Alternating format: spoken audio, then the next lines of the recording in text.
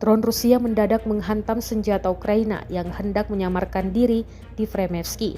Saat menuju tempat parkir dan penyamaran, operator pengintai Rusia telah membuntuti pergerakannya. Hingga saat tiba di posisinya, drone peledak Rusia pun segera dikerahkan. Rekamannya beredar di Telegram pada Minggu 24 November 2024. Dalam keterangan unggahan disebutkan, pasukan khusus tentara pengawal kelima menyerang senjata self-propelled Bogdan angkatan bersenjata Ukraina di arah Vremevsky. Rekamannya pun kini telah menuai berbagai komentar dari warganet.